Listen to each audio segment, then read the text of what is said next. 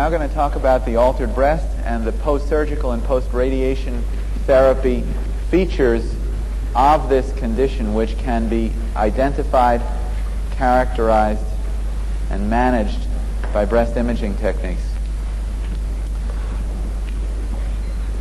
Among the post-surgical changes that occur, the most common ones that we see are due to breast biopsy, and they're listed on the slide on your right.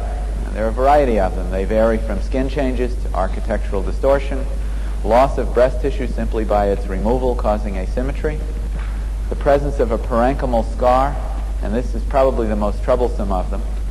We can see post-surgical calcification, fat necrosis, and on occasion foreign body.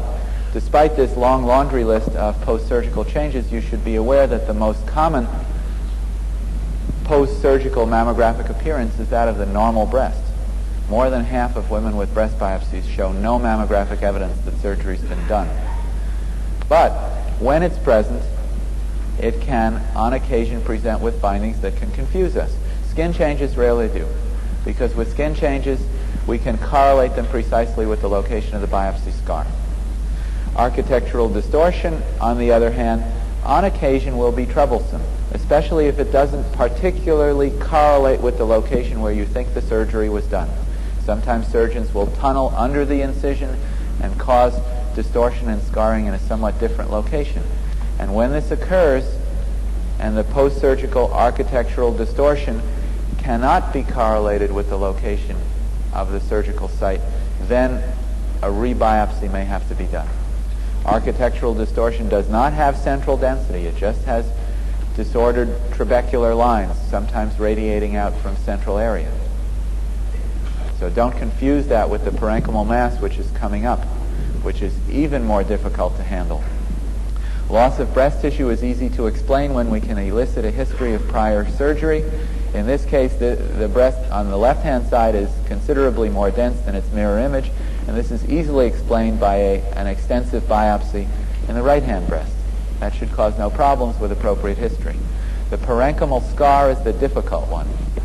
Now, there are a variety of mammographic features of the parenchymal scar, some of which raise considerable suspicion, and others of which tend to take it away. Let's start on the left with the findings that raise some suspicion. The parenchymal scar presents as a poorly defined mass. It usually has irregular contour. It is centrally dense, and its margins often are spiculated. This is a typical description of a breast carcinoma, an invasive breast carcinoma. About the only thing that might help in this regard is that it will be located at the biopsy site.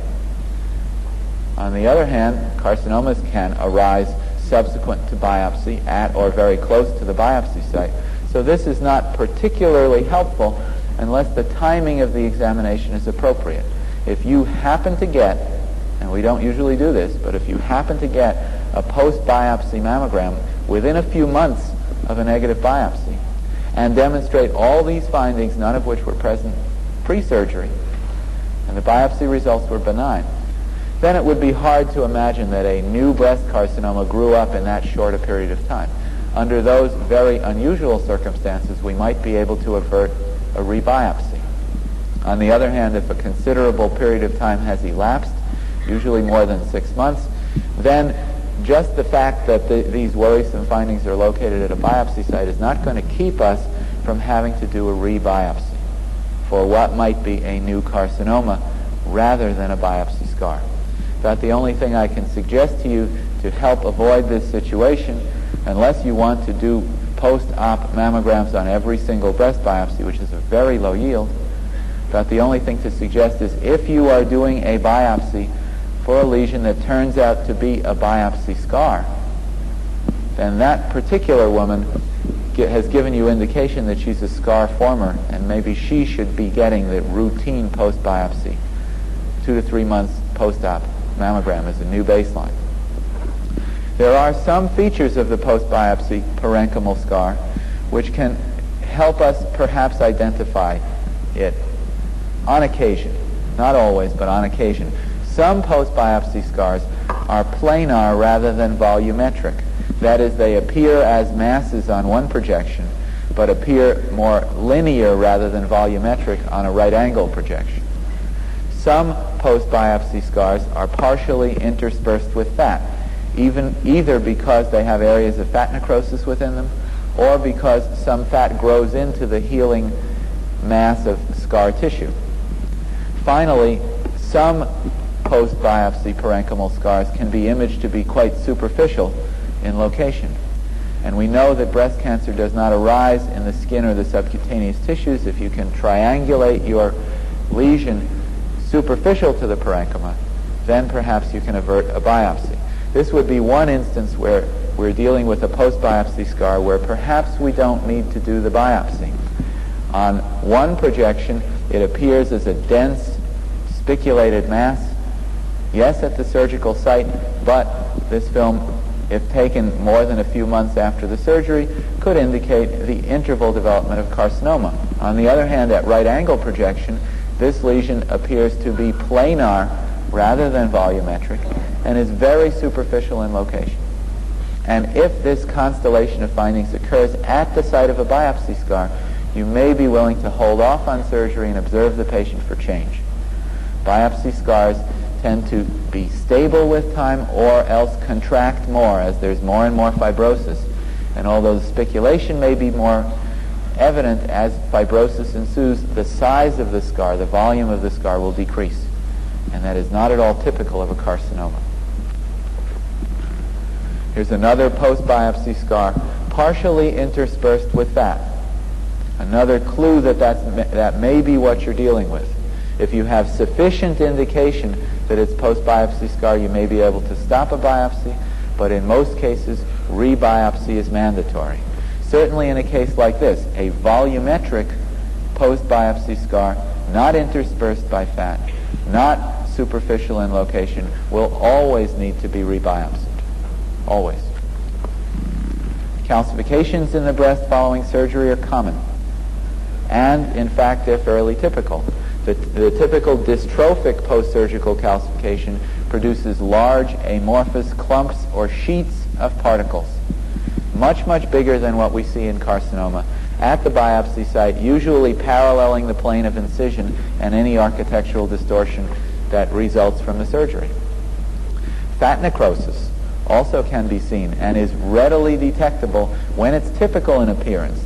The most typical appearance is the radiolucent oil cyst of fat necrosis, and these can get to be fairly large in size, although usually they're a centimeter or smaller. They can be multiple, as in this case, 1, 2, 3. They may well be associated with architectural distortion, in this case, skin thickening, skin changes. Here's a case of fat necrosis as it evolves. Initially, what you tend to see is some edema, increased density in the breast at the operative site, and vague areas of fat density as the liquefied fat begins to coalesce into the oil cysts. With time, the edema goes away, the oil cysts become more well-defined and smaller, and they may indeed begin to calcify, as you see here, usually starting at the rim and then eventually filling in completely.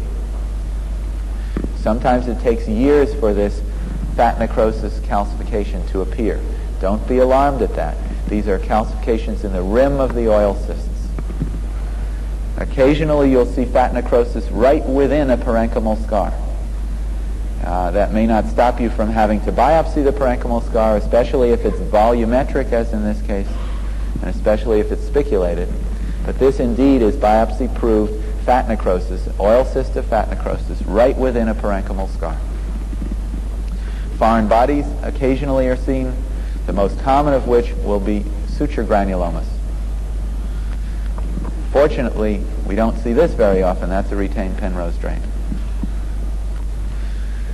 So much for the biopsy changes. We also have post-surgical changes after reduction mammoplasty. These can be easily characterized because they're typical. It depends on the type of surgery that's done, but most reduction mammoplasties are done in the same fashion, and they produce fairly characteristic appearance. Of course, the post-biopsy findings will be more extensive than the usual surgery because more tissue is removed. They'll be bilateral. The residual dense tissue usually is seen to be located inferiorly, and the reason for this is that most of the tissue that's excised comes from the upper portions of the breast, leaving by deficit dense tissue only in the bottom half. Skin changes are most prominent inferiorly because usually the incision is a keyhole incision around the areola and then down to the inframammary fold. Areolar skin thickening is prominent, as are calcifications in the areola, because of the circumareolar nature of the incision. The nipple often is elevated for cosmetic purposes and sometimes can be seen mammographically to be tilted up, because this often happens following the healing process. And finally, because the nipple often has been moved superiorly, you'll see a dissociation of the nipple from its retroareolar components with a lot of fat immediately deep to the nipple. That's not a usual circumstance. Here we see some examples of reduction mammoplasty mammograms. Notice how the bulk of the glandular tissue, the dense tissue, is in the bottom half of the breast. Notice how there's architectural distortion from the surgery. There's periareolar skin thickening. These findings are typical of reduction mammoplasty. The slide on the right shows the same findings and also indicates the distortion and upward tilting of the nipple that occasionally can be seen. Now you'll see these findings, especially the residual dense parenchyma in the bottom of the breast, if the woman started out having dense breasts preoperatively. If she started out with fatty breasts, you won't see that because there won't be any there wouldn't have been any dense tissue to start with. You will, on the other hand, still see considerable architectural distortion.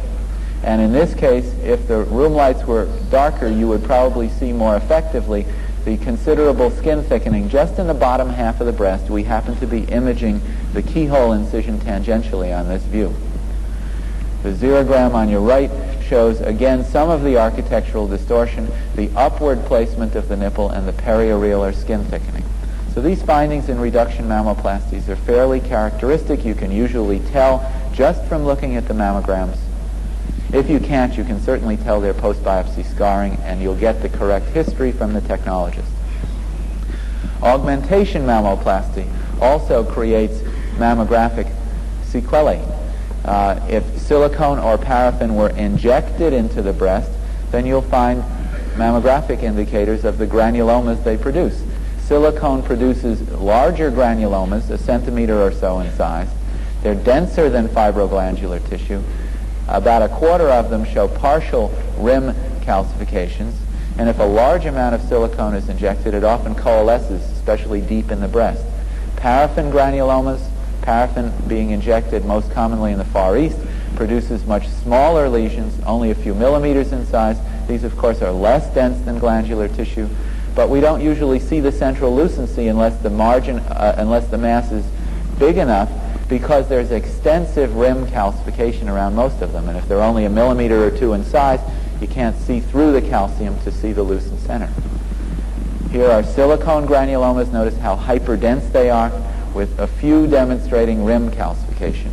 These are paraffin granulomas, much smaller, and only the larger ones of which show the central lucency because you can see through the rim calcification. Silicone injections coalescing deep within the breast, as is typical of a large volume of injected silicone. This woman also has some discrete silicone nodules, some of which are calcified. Numerous complications have been seen following breast injections. Of course, there are considerable reactive inflammatory changes. These can be very problematic, especially if the woman has considerable symptoms. Rarely, women injected with silicone develop scleroderma-like syndromes. There is no increased breast cancer risk in and of itself because of breast injections, but of course the presence of all these additional densities will impair the detection of breast cancer to a certain extent. Fortunately, in the United States, injections in the breast are no longer done anywhere. What's done now are breast implants, either with silicone gel or saline-filled bags, plastic bags. This is a silicone-filled plastic bag, very dense. These are saline-filled implants, less dense. Even on film mammography, you can often see through portions of saline-filled implants. The saline-filled implants often have these valves which we can image. Occasionally, the valve will present as a palpable nodule. If we can correlate the location of the palpable finding with the valve, we may have saved that patient a biopsy. More recently, the tendency has been to use double bag implants, with an inner silicone-filled bag and an outer saline-filled envelope. Plastic surgeons seem to find these more acceptable clinically and less likely to rupture. If the silicone bag ruptures, then the ruptured silicone still is contained within the outer saline-filled bag. You should be aware that in the olden days, most implants were placed anterior to the pectoral muscle. Nowadays, most implants are placed behind the pectoral muscle. This reduces the complication of capsular contracture, which occurs in about 10 to 20% of women. It also happens to make it easier to image the post-augmentation breast by mammography, and we'll show that in just a minute. What other complications occur besides capsular contracture? Displacement of the implant, deformity of the implant, leakage of implant contents. We can image all three of these mammographically, and sometimes you will notice these as you do your post-biopsy, your post-augmentation mammograms. There is no increased breast cancer risk after implants, but again, cancer detection is somewhat impaired because the implant is in the way. What problems do the implant present mammographically? Compression of the anteriorly displaced fibroglandular tissue, obscuration of the deeper fibroglandular tissue where the implant overlies it.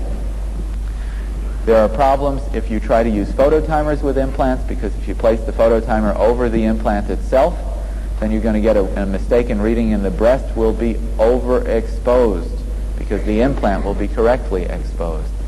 The solution to this, which works some of the time, is the modified compression technique first described by Eklund that Dr. Bassett has already described to you this morning. This doesn't work in all cases. In fact, it works, in our experience, only in about 50% of the cases. The patients in whom you have most difficulty with this technique are women who have very small breasts and very large implants. They're women whose implants are anterior to the pectoral muscle, and especially women who have the syndrome of capsular contracture, where it's hard to knead the breast tissue anterior to the implant because it's adherent.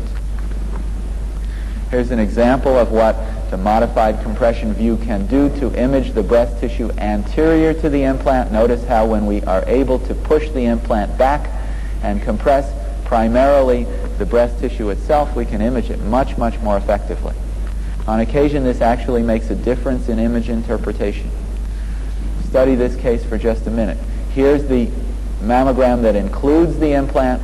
It does get deeper in the breast. Notice that there's an intramammary lymph node here in the outer portion of the breast that's imaged on this view that's not included on the modified compression view.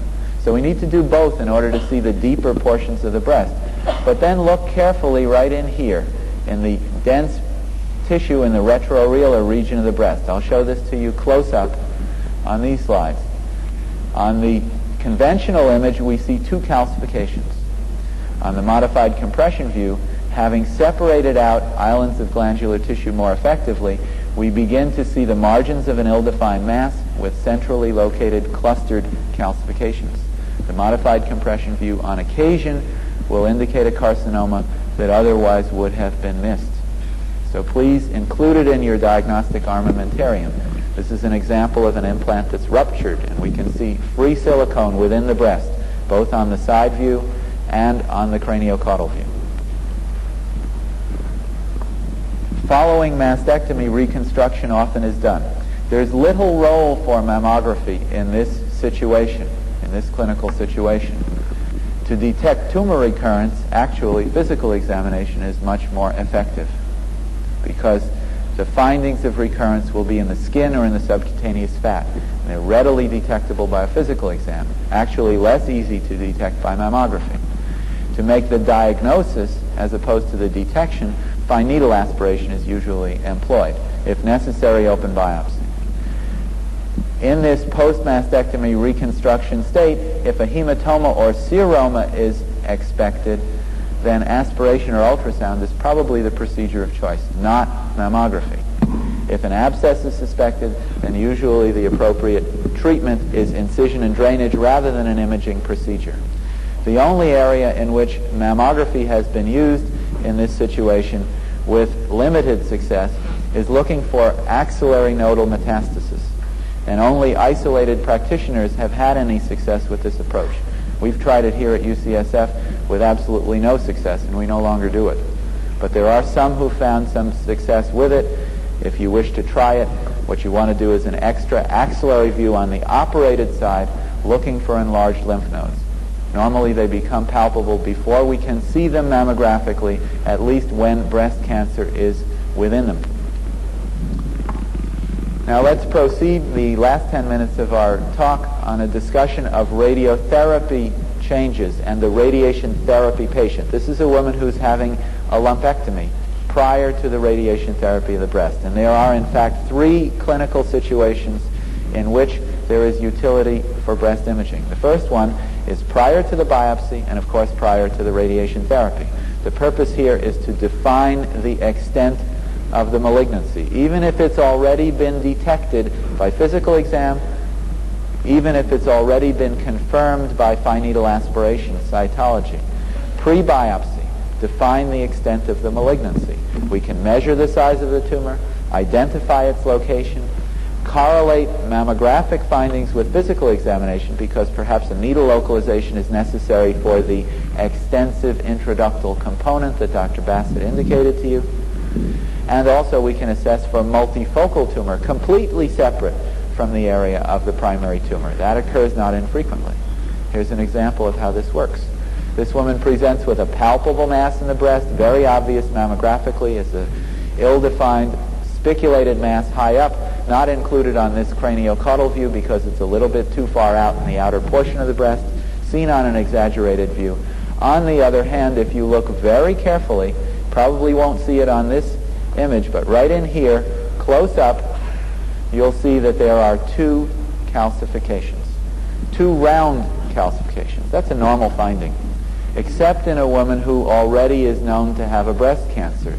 This deserves fine detail imaging, and spot compression magnification views, in this case done with xerographic technique, demonstrate not only the 2 benign-looking round calcifications, but also about 5 or 6 other smaller linear and branching type calcifications, indicating the presence of a second focus, multifocal tumor, which has to be excised at the same time prior to radiation therapy if a lumpectomy is going to be offered.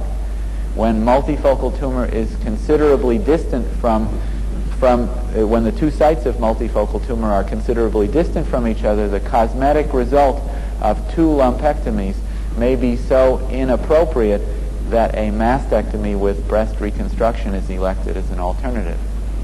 So I think you can see here that using mammography pre-biopsy, pre-radiation therapy can affect the patient's management. It may change a lumpectomy into a mastectomy by demonstration of multifocal tumor. Second situation, Dr. Bassett has alluded to it already. Following the biopsy, but prior to the radiation therapy. Why in this case?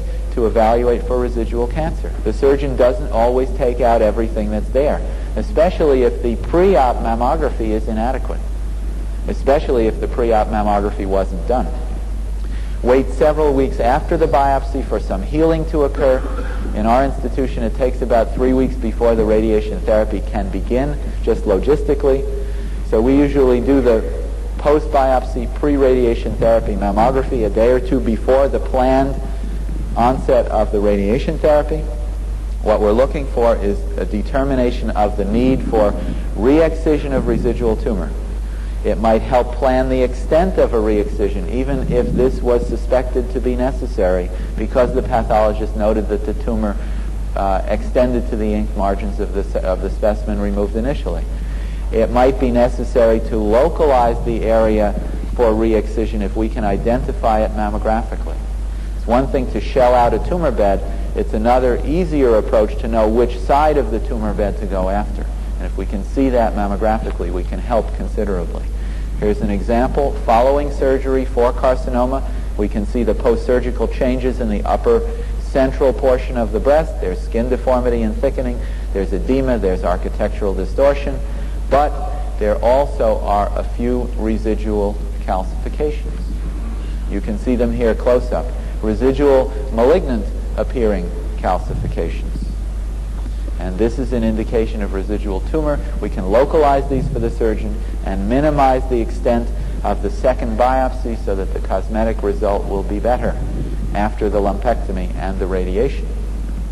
Final situation to do mammography in the radiation therapy patient, of course, is after the biopsy and the radiation therapy are completed. And here what we're doing is evaluating for tumor recurrence or the presence of a second primary. Now what do we see? Well, of course we see resolving post-biopsy findings.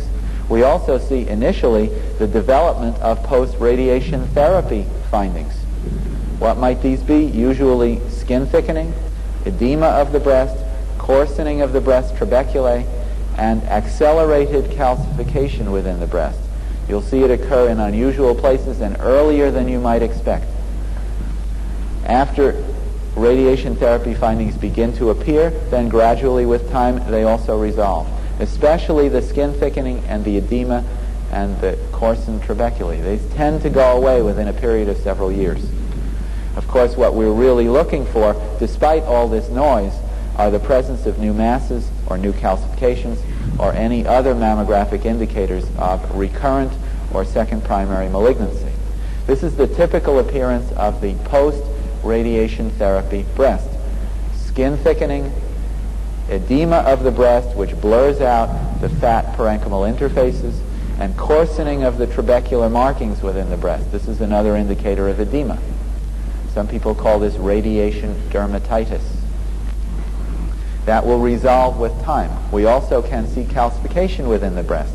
In this case, this woman has had iridium seed implants, and the implants are placed through these thin plastic tubes. Very high doses of radiation are experienced right at those sites, and on occasion you will see calcifications marking where the tubes were placed in the breast.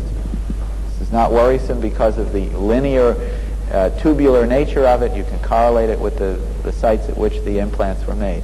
This is the kind of calcification we don't want to see. This is what's worrisome in the breast as we follow it in the post-radiation therapy patient. A new cluster of calcifications.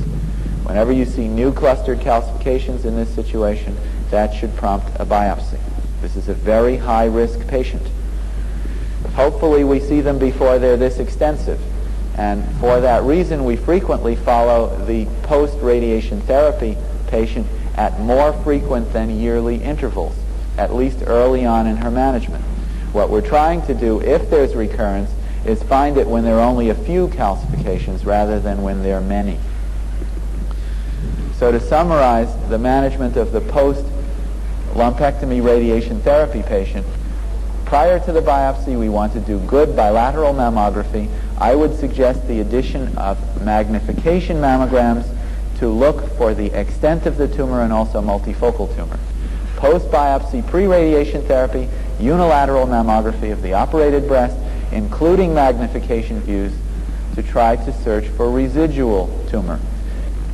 The mag views can be spot compression just of the area of the biopsy site if appropriate pre-biopsy mammography was done. If a full search for multifocal tumor wasn't made at this time, then you'll want to do full breast mammogram with magnification at that time. Finally, in the post-radiation therapy situation, virtually everyone recommends ipsilateral mammography at more frequent than usual intervals for some period of time after the radiation therapy has been completed. And that's because most tumor recurrences are seen within the first few years after treatment. At UCSF, we continue this for 5 years. Other people continue it for 2 to 3 years. Choose the interval that seems best in your own institution. Remember to do contralateral mammography on a yearly basis in the opposite breast, because that breast is at high risk for another primary malignancy. Once you complete this more frequent follow-up, then the woman should have bilateral yearly mammography for the rest of her life. Thank you very much.